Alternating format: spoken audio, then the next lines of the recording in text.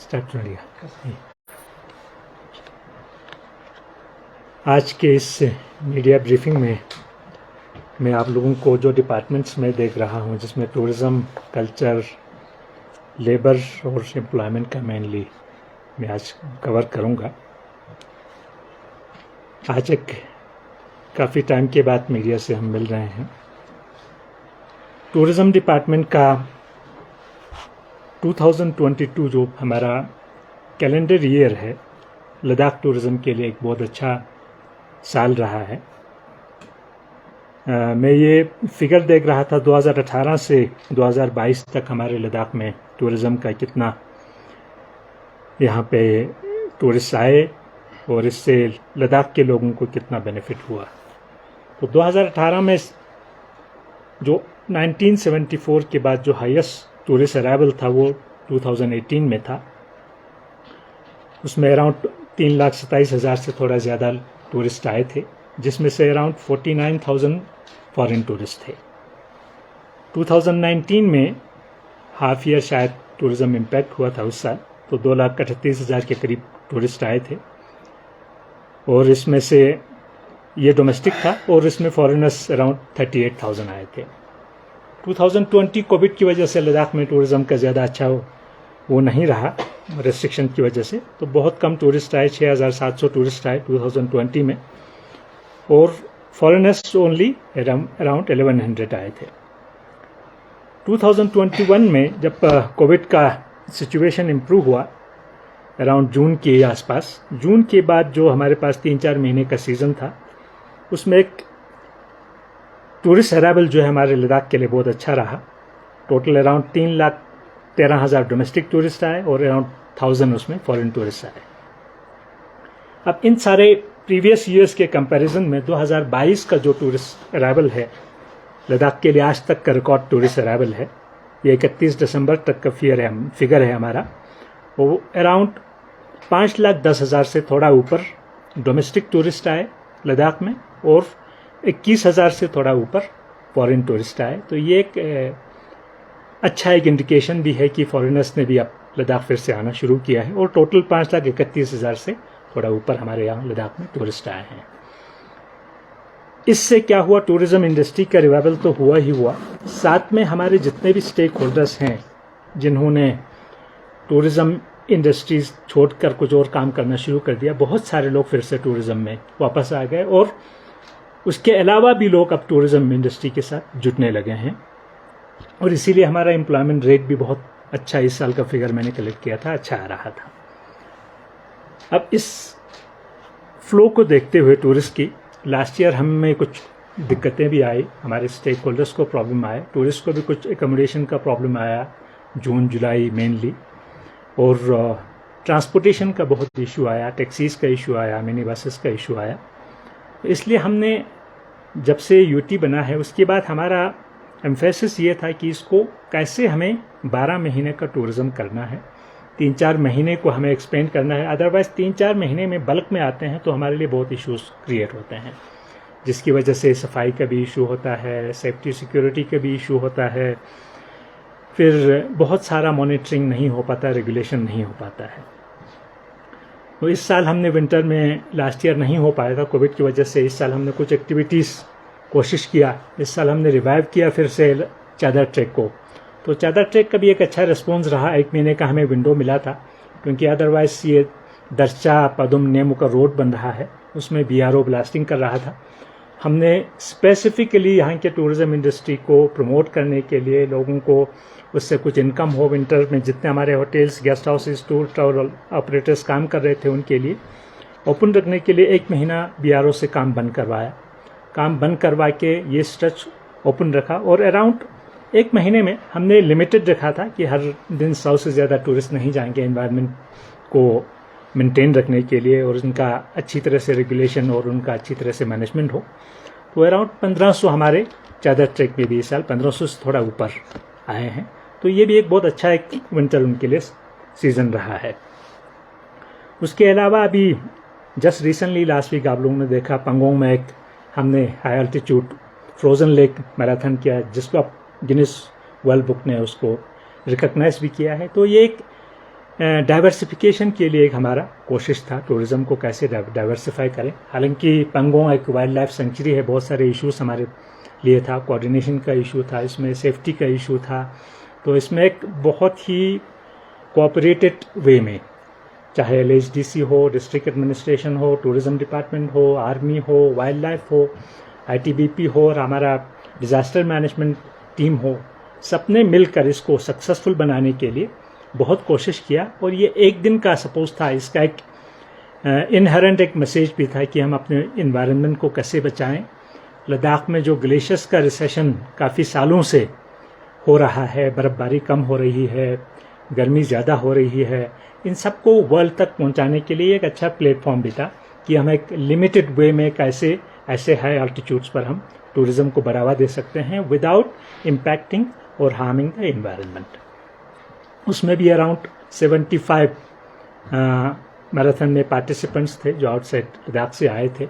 और हमारा पर्पस ये था, इसमें गवर्नमेंट की तरफ से कोई एकोमोडेशन नहीं लगा के हमने वहाँ के होम स्टेज को कहा कि आप लोगों को ओपन करना है। इसमें 5, 6, 7 दिन वहाँ रहेंगे, एक्लेमेटाइजेशन के लिए रहेंगे, प्रैक्टिस के लिए रहेंगे जो रनर्स हैं। तो मन, मिराक और हमारे लोगों में जितने भी होम स्टेज हैं सबको हमने ओपन करवा के उनके लिए भी एक रेवेन्यू का एक सोर्स बना। तो हमारा एक इसका उद्देश्य ये भी है कि जो हमारा चादर ट्रैक है, अब ये रोड थ्रू हो जाएगा जांस्कार नेमो पदुम का, तो उसके बाद थोड़ा सा उस चादर ट्रैक का इतना चार्म नहीं रहेगा, उसमें वो एडवेंचर नहीं रहेगी क्योंकि साथ में रोड होगा, तो आपका सेफ्टी हमेशा साथ में है। एडवेंचर तभी होता है जब आपके लिए वो सारी फैसिलिटीज़ नहीं हो। तो पंगोंग हम एक अल्टरनेट उसके लिए हम डेवलप कर रहे हैं। और भी हम चादर ट्रैक्स सर्वे कर रहे हैं, हमने काफ़ी जगहों पे करवाया, बट ज़्यादा फिजिबल हमें इस जांस्कार वाले रिवर पे जो है वो वाला स्ट्रेच नहीं मिल रहा है। तो पंगोंग एक अच्छा है, जनवरी तक अच्छी तरह फ्रीज नहीं होता, बट एक फरवरी के महीना हमारे पास पंगोंग का ऑलमोस्ट है, उसमें एक लिमिटेड हम टूरिज्म का ये एक्सप्लोर कर सकते हैं without impacting our wildlife, flora and fauna और इन्वायरमेंट को इम्पैक्ट किए बिना। तो ये एक अच्छा हमारे लिए इस साल संकेत रहा। और इस साल हमारी उम्मीद है टूरिज्म बहुत अच्छा रहेगा। उसके लिए हमने बहुत सारे जितने भी टूरिस्ट बड़े बड़े मार्ट्स इंडिया में होते हैं या आउटसाइड इंडिया होता है, हमने इस साल उनमें पार्टिसिपेशन किया है। लखनऊ में हमारा इंडियन जो एसोसिएशन ऑफ टूर ऑपरेटर्स का कन्वेंशन हुआ था, उसमें लद्दाख ने पार्टिसिपेट किया। टूरिज्म डिपार्टमेंट के साथ साथ हमारे स्टेक होल्डर्स भी उसमें थे, तो लद्दाख का अच्छा प्रमोशन हुआ। और लद्दाख का जो हमने प्रेजेंटेशन बनाया उसको बेस्ट प्रेजेंटेशन का अवार्ड मिला और उसको CM चीफ मिनिस्टर यूपी ने वो अवार्ड हमें दिया, हमारे डायरेक्टर ने उसको रिसीव किया वहाँ पे। उसके साथ साथ हम रिसेंटली साटे दिल्ली में गए, जो इंडिया का बल्कि एशिया का टूरिज्म का सबसे बड़ा मार्ट होता है। और इस साल इतना अच्छा वहाँ पे इम्प्रेशन हमारा भी रहा और इतना पार्टिसिपेशन था, उसको देखकर मुझे उम्मीद है कि लद्दाख में टूरिज्म का जो फिगर है 5,10,000 का, उससे भी उसको भी हम क्रॉस करेंगे। साथ साथ उसके हमने और भी पार्टिसिपेशन किया है। अभी हम भारत पर्व में गए, 26 जनवरी को जब रिपब्लिक डे का फंक्शन हुआ, उसी दिन से स्टार्ट हुआ था, टूरिज्म मिनिस्ट्री ने किया था 26 से 31 तक लाल किले पर एक वीक का। उसमें भी हमने कल्चर, टूरिज्म और हमारे इंडस्ट्रीज सब मिलके हमारे कोऑर्डिनेशन में हमने पार्टिसिपेशन किया। उसमें भी लद्दाख का हमारे आर्टिजन्स हो, डांसर्स हो, हमारे टूरिज्म का एक पूरा कंप्लीट एक वहाँ पे पवेलियन था। हमारे जितना प्रमोशन हो सकते थे लद्दाख का हमने उसमें भी किया। तो वो एक अच्छा प्लेटफॉर्म था लद्दाख को शोकेस करने का। और दिल्ली हमारे लिए एक बहुत इंपॉर्टेंट हब है जहाँ से इतने सारे फ्लाइट्स लद्दाख के लिए आते हैं और टूरिस्ट आते हैं। साथ साथ रिसेंटली दिसंबर में, ऑलमोस्ट दिसंबर में हम चंडीगढ़ में हमारा एक कुजीन का मार्ट था लद्दाख का, उसमें हमारे गए थे, प्लस डांसर्स हमारे गए थे, आर्टिस्ट गए थे। तो वो बहुत सक्सेसफुल रहा। वो NZCC ने ऑर्गेनाइज किया था, वो भी 10 दिन का प्रोग्राम था। उसमें लद्दाख का बहुत अप्रिसिएशन हुआ।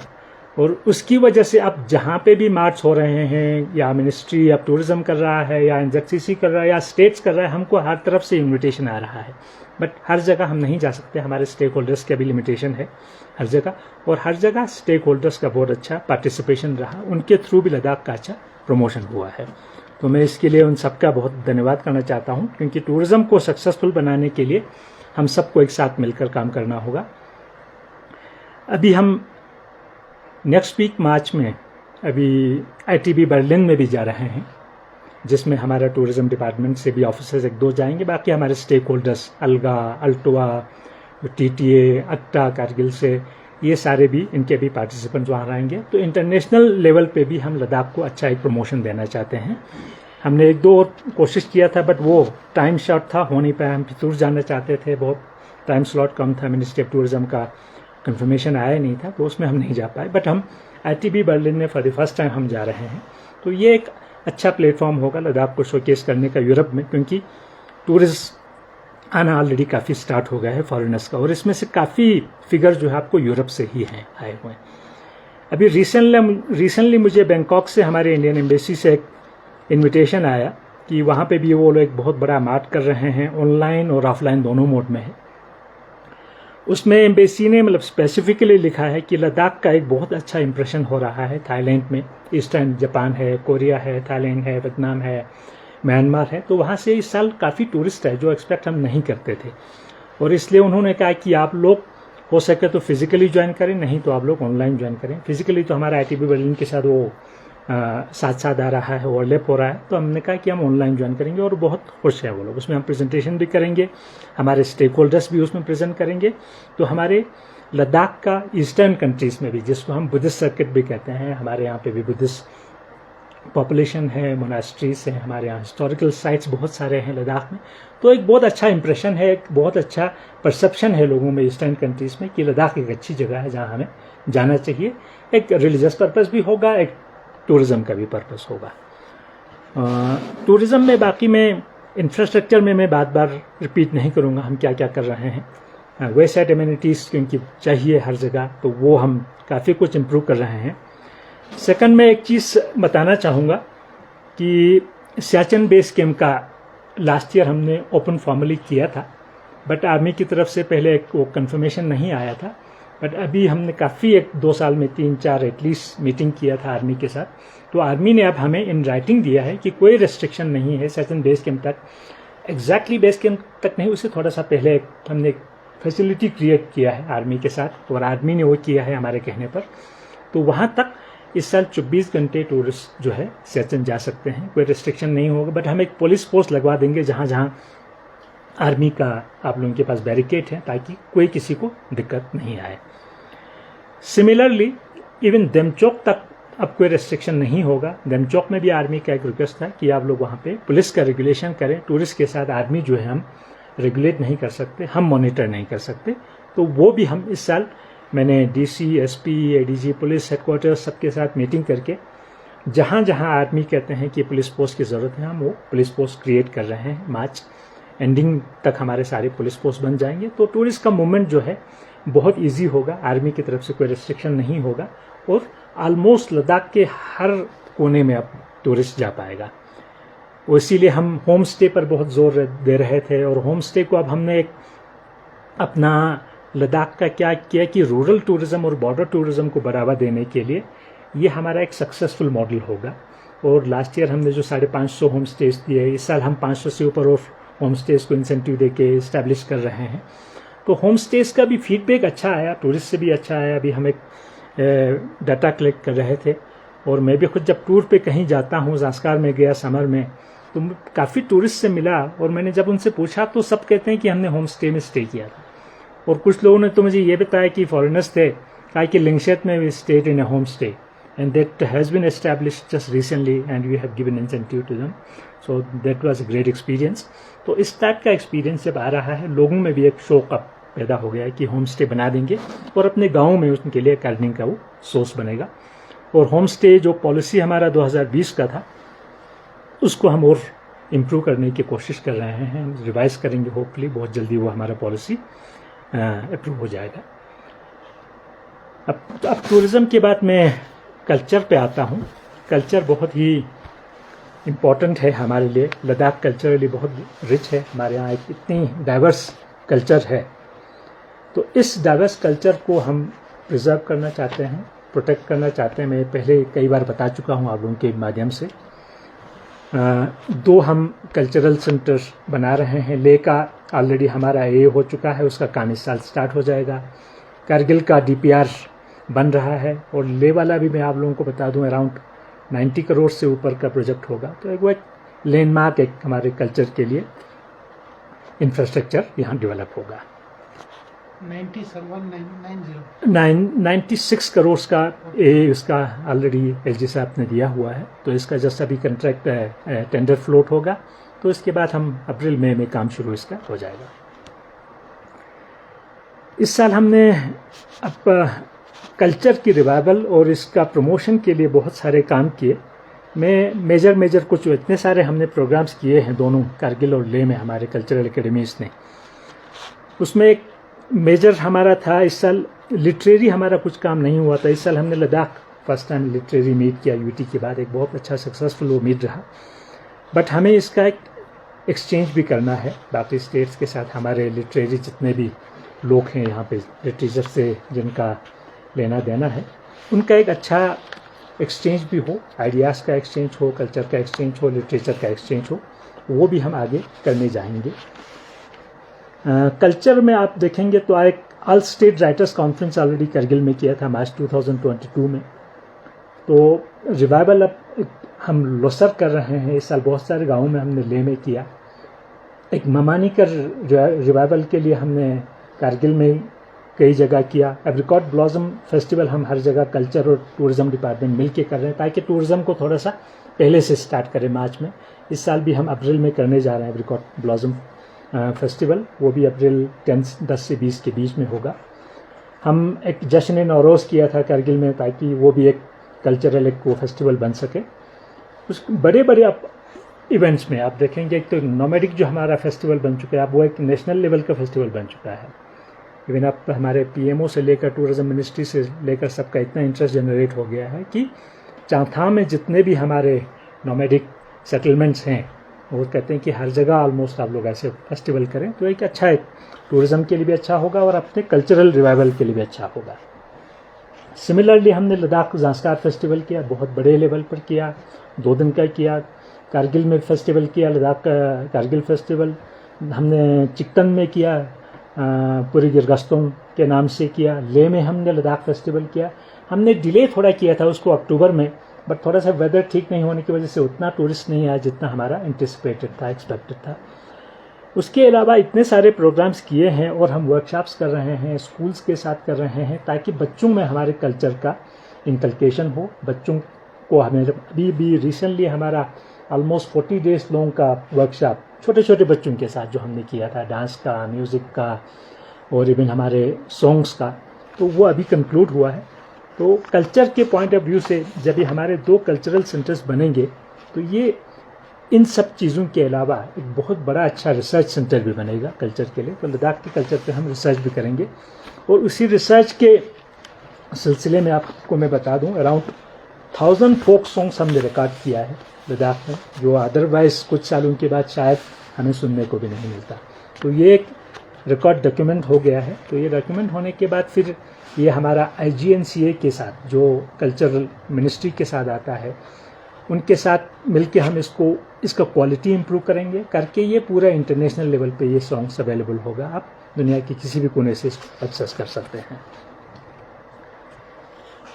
कल्चर के बाद मैं आप लोगों का छोटा सा ब्रीफिंग आपको देना चाहूँगा लेबर का भी। लेबर एक बहुत इम्पॉर्टेंट हमारा लद्दाख के लिए एक सेक्टर है, क्योंकि लद्दाख एक अब बहुत तेज़ी से डेवलप हो रहा है, बहुत सारे इंफ्रास्ट्रक्चर डेवलप हो रहा है, रोड नेटवर्क डेवलप हो रहा है, एयरपोर्ट हो रहा है, आपके टनल्स इतने सारे बड़े बड़े टनल्स लद्दाख में बन रहे हैं और अदरवाइज भी UT के इतने सारे प्रोजेक्ट्स हैं जो आने वाले सालों में तो हमारे यहाँ पे लेबरर्स की जो नंबर है बहुत बढ़ने वाला है। और उसमें से फॉर्चुनेटली और अनफॉर्चुनेटली हमारे अपने लोकल लेबरर्स बहुत कम हैं, वो तो सारे एंगेज हो ही जाते हैं। फर्स्ट प्रेफरेंस हमारे ही लेबरर्स को मिलेगा चाहे जहाँ पे भी काम करें, और मैं हर एक के साथ इसके लिए मीटिंग करता हूँ, चाहे वो BRO हो, आर्मी हो, हमारे अपने PSUs हो, CPSUs हो और इंजीनियरिंग डिपार्टमेंट्स हो।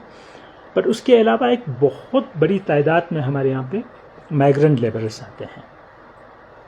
उनके लिए हमें फैसिलिटी देना, क्योंकि लेबर जो लॉस हैं वो थ्रू आउट इंडिया एप्लीकेबल हैं, तो कुछ फैसिलिटीज़ उनको बेसिक उनको मिलना चाहिए। उनके लिए हम बहुत कोशिश कर रहे हैं। पहले बहुत सारी चीज़ें कंप्लेंट्स इसलिए आता था कि फैसिलिटीज़ नहीं होते थे लेबर के बैठने का, तो गाँव में जाके बैठते थे, कहीं ओपन डिफिकेशन होता था, गंदगी फैल जाता था। उसके लिए इस साल हमने BRO के साथ मिलके वो एग्जीक्यूट करेंगे। हम बहुत सारे ट्रांजिट कैंप्स बना रहे हैं।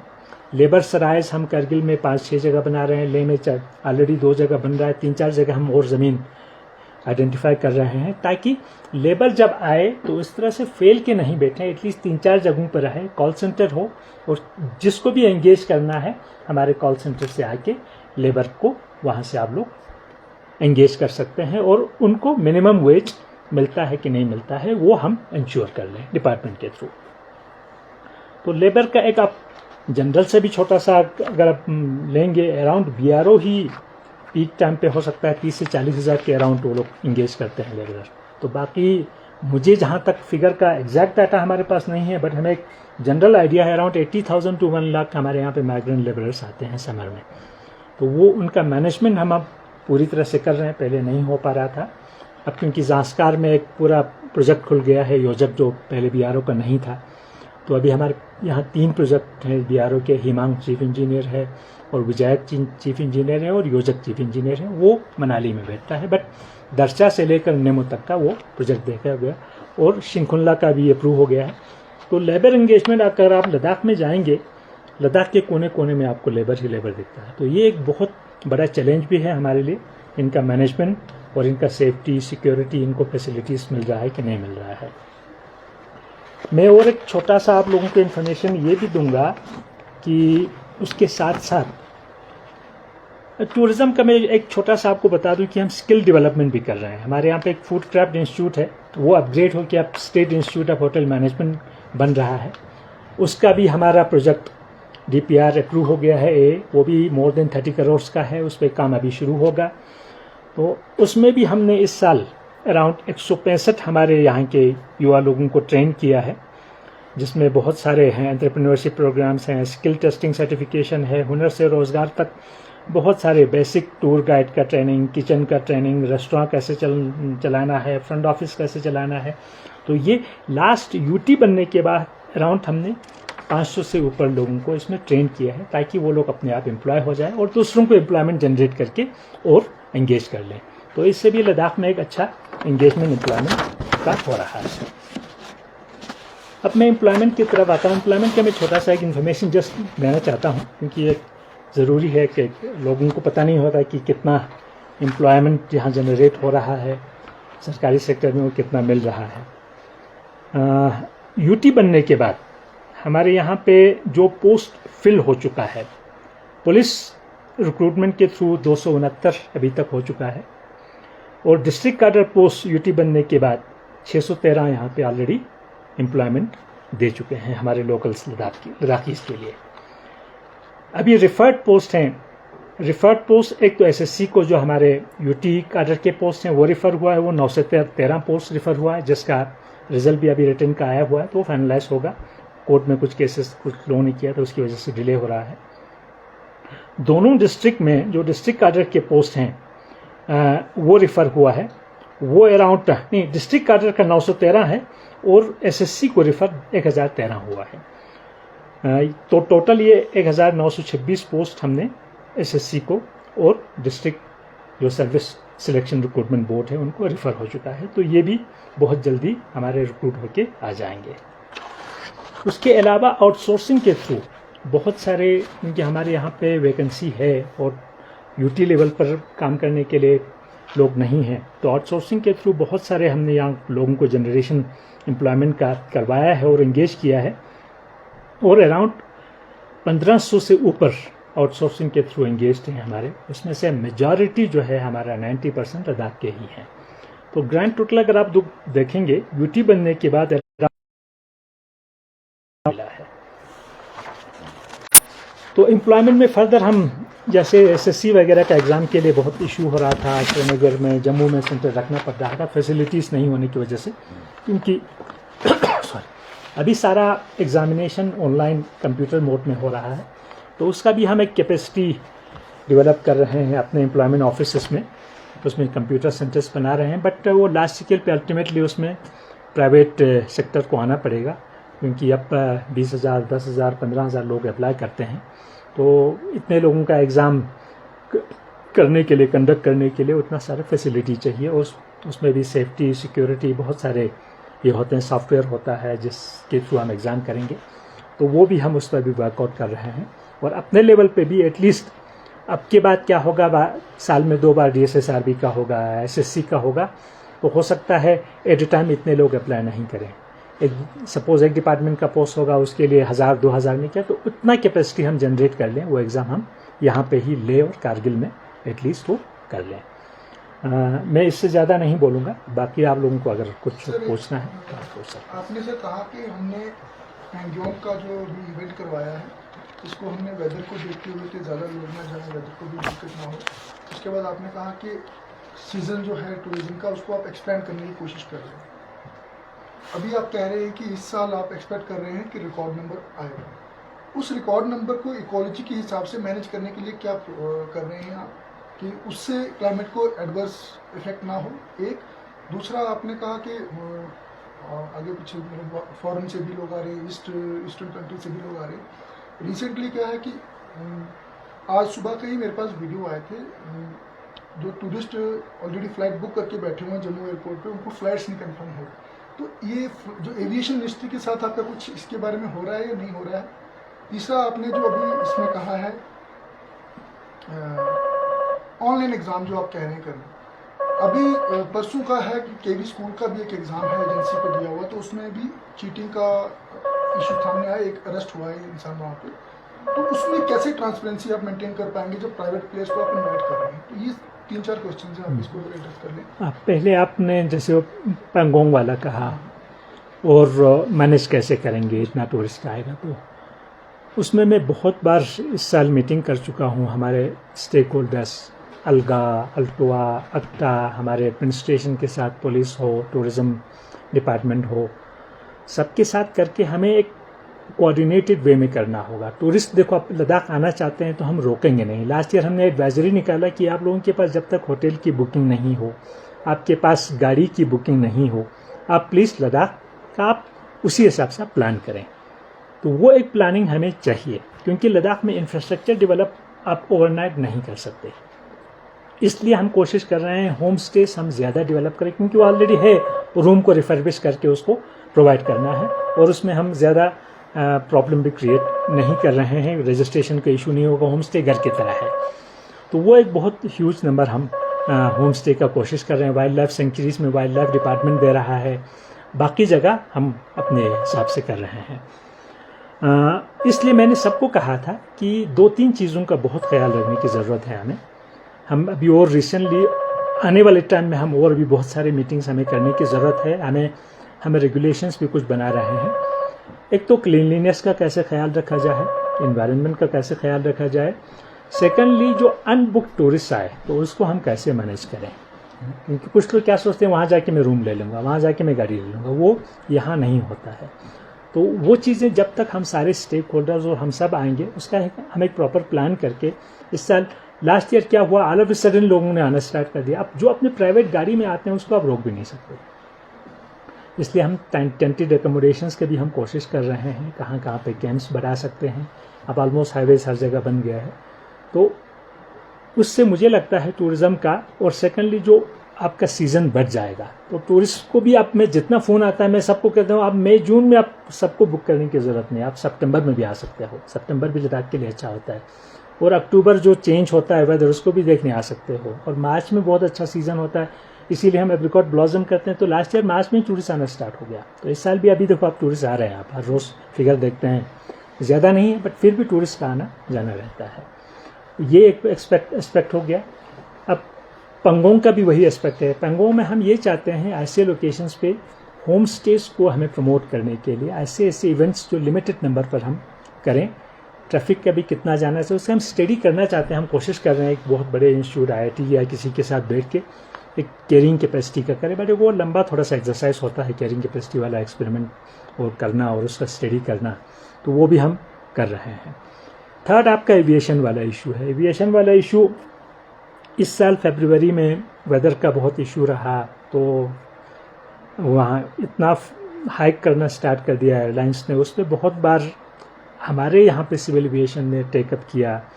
कल ही होम मिनिस्ट्री ने मीटिंग किया इस पे, उसमें सिविल एविएशन का भी था, एडवाइज़र साहब थे, सिविल एविएशन हमारे सेक्रेटरी साहब बैठे थे कि लद्दाख का ये जो इशू आ रहा है, एक तो हमारे टर्मिनल की वजह से आ रहा है, बिल्डिंग नहीं बन रहा है, तो हमारा कैपेसिटी ज़्यादा नहीं है वहाँ पे। 2 भी पार्किंग बे है, 2 पार्किंग बे में आप दिन में कितने, और यहाँ पे एक ये डिफेंस एयरपोर्ट है, तो वो जब तक टर्मिनल बनेगा तो हमारे पास कैपेसिटी वैसे ही बढ़ जाएगा। सेकेंडली जोजिला टनल अगर खुल जाएगा और हमारा जांस्कार वाला दर्शा टनल बन जाएगा तो हमारा वो 12 मंथ का रोड हो जाएगा। इसका तो वो एविएशन वाला 2-3 साल में जो हमारा ये इशू रिजॉल्व हो जाएगा। हो सकता है इसको थोड़ा मिटिगेट और करने के लिए चार्टर प्लेन्स करना पड़े, वो सब ये लोग एक्सप्लोर कर रहे हैं civil aviation department. Sir tourism को लेके जैसे नुब्रा रीजन में लगभग गेस्ट हाउस और होटल की तादाद लगभग 600 है बोला, तो उनका लाइसेंस रिन्यूअल का जो इशू है 1 साल से पेंडिंग है, तो वो कैसे वो टूरिस्ट को वो कर पाएंगे सर, कैटर कर पाएंगे सर विदाउट लाइसेंस? 2-3 इशू है, आपको मैं बता दूं। वाइल्ड लाइफ सेंचुरीज का लद्दाख में 3 वाइल्ड लाइफ सेंचुरीज हैं। एक तो आपका कराकोरम सेंचुरी है जिसमें पूरा नुब्रा आ रहा है, एक आपका चंगथांग सेंचुरी है, तीसरा आपका हमारा हेमिस स्नो लेपर्ड सेंचुरी है। अब वाइल्ड लाइफ सेंचुरी में टूरिज्म डिपार्टमेंट का जुरिसडिक्शन एक्चुअल में नहीं है। तो यूटी बनने से पहले जितने रजिस्ट्रेशन हो चुका था, या तो लोगों को पता नहीं था, लॉ नहीं पता था और कोई इन्फोर्स करने वाला नहीं था। अब ये सुप्रीम कोर्ट मॉनिटर कर रहा है सारे वाइल्ड लाइफ सेंचुरीज में, तो इसलिए इनका रजिस्ट्रेशन अब एक इसका रेशनलाइजेशन का एक एक्सरसाइज चल रहा है। कल ही एक मीटिंग हुआ था हमारा डिप्टी सीईसी, दोनों ईसी एडवाइजर, क्योंकि ये तो अल्टीमेटली सुप्रीम कोर्ट मॉनिटर करता है, सुप्रीम कोर्ट ही डिसाइड करेगा। तब तक हमने कहा कि होम स्टेज पे कोई आप लोगों को रेस्ट्रिक्शन नहीं है। एग्जिस्टिंग वाइल्ड लाइफ वालों ने ये भी कहा कि आपका होटल्स जो आपके अपने लैंड पर है, आपकी ओनरशिप है, उस पर चल रहा है, अभी तक हमने ऑब्जेक्शन तो नहीं किया है, बट लीगली उसको टूरिज्म डिपार्टमेंट की तरफ से आप एक वो रजिस्टर कर पाना वो पॉसिबल नहीं होगा, एज पर दी एक्ट भी नहीं होगा, क्योंकि एक्ट में हमारा जुरिसडिक्शन नहीं बनता है, और वाइल्ड लाइफ वालों के पास भी पावर मेरे ख्याल में नहीं होगा, जहाँ तक एग्जैक्टली वही लोग बता पाएंगे।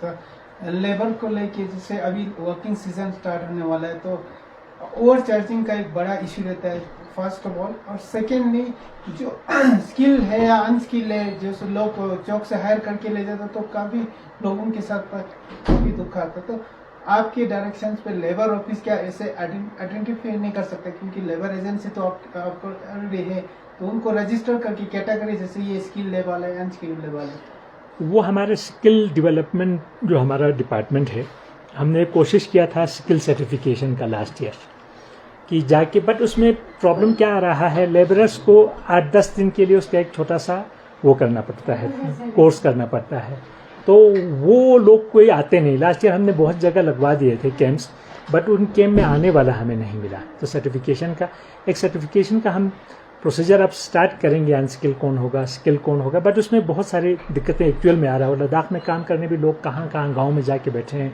और लेह में कोई नहीं आना चाहता, करगिल कोई नहीं आना चाहता, स्पॉट पे हो, तो स्पॉट पे ये सब सर्टिफाई होना, एक एजेंसी को हर जगह जा पाना बहुत डिफिकल्ट होगा, बट अल्टीमेटली ये होगा। कर सकते हैं ना सर लेबर डिपार्टमेंट क्या as per act minimum wage हम फिक्स कर सकते हैं, उसके अबव नहीं कर सकते आप। जैसे आप होटल का भी हो, एयरलाइंस का भी हो, आप किसी का भी देखो, हम मिनिमम वेज करते हैं। रेट लिस्ट तो निकलता है सर, वो नो डाउट, लेकिन उसके बाद मॉनिटर नहीं होता है ना सर। सो बट हमारा इंश्योर करना, जो हमारे लेबर डिपार्टमेंट के असिस्टेंट लेबर कमिश्नर से, उनका इंश्योर करना ये होता है कि मिनिमम वेज से कम तो नहीं मिल रहा है किसी को, उससे ऊपर कितना चार्ज कर रहा है वो डिमांड के हिसाब से है। दैट केस कि मिनिमम वेज से कम मिल रहा है, तो क्या प्रोसीजर है जो करना चाहिए? अगर मान लो एक लेबर को उसकी मिनिमम वेज जो आपने फिक्स की उतना नहीं मिल रहा, तो वो क्या कर सकता है उसकी? तो वो कंप्लेन कर सकता है, तो हम कंट्रैक्टर को इसके लिए तो बहुत सारा प्रोविजंस है हमारे पास। देखो, आपके पास एक तो हमारा बोका एक्ट है, एक आपका मिनिमम वेजेस एक्ट है, एक आपका inter state migrant act workers act है। तो इन सब एक्ट में इतनी सारी रिस्पॉन्सिबिलिटीज़ हैं, हम जो कंट्रैक्टर है वो डिबार हो जाएगा, पेनलाइज हो जाएगा, आगे से वो ऐसा काम नहीं कर पाएगा। और उससे हम वो रिकवर भी करेंगे विद पेनल्टी। तो ऑनलाइन एग्जाम का जो ट्रांसपेरेंसी का था, क्या प्राइवेट प्लेयर्स को इनवाइट कर रहे हो तो उनकी इन्वॉल्वमेंट के बिना पॉसिबल नहीं, तो उसमें ट्रांसपेरेंसी कैसे मेंटेन? उसमें ट्रांसपेरेंसी 2-3 चीज़ें, एक तो सॉफ्टवेयर आपका होना चाहिए फुल प्रूफ, तो उसका एक टेक्निकल बहुत सारे तरीके हैं करने के लिए, हम एक्सपर्ट कर रख सकते हैं। सेकंड, आपका एग्जामिनेशन हॉल्स में सीसीटीवी लगना बहुत ज़रूरी है, वो हम अपने हॉल्स में कोशिश कर रहे हैं सीसीटीवी लगवाएं। बाकी जिस एजेंसी को जो भी रिक्रूटमेंट अथॉरिटी आपका हायर करे तो उसका एक क्रेडिबिलिटी होना चाहिए, जैसे टीसीएस करता है थ्रू आउट इंडिया, टीसीएस का क्रेडिबिलिटी है। अभी जो JNK में भी हुआ, हिमाचल में भी हुआ, ये टीसीएस नहीं है, कुछ और कंपनीज हैं जिनमें आया है। दोनों हाँ कंपनी ब्लैक लिस्टेड। हाँ एग्जैक्टली। तो हम ब्लैक लिस्ट कंपनीज को तो मिलेगा नहीं, जो लद्दाख में शायद अभी DSSRB वाले भी कर रहे हैं कोशिश, तो उसमें भी वो का हुआ, ये भी वही कंपनी ब्लैक लिस्टेड वाली। बट जो TCS है अभी तक उनका अच्छा क्रेडिबिलिटी है। बाकी और भी कंपनीज अगर आ जाएं, बट उनकी क्रेडिबिलिटी हमें देखना, वो चेक कर लेगा अपने आप जब टेंडर होगा उसका।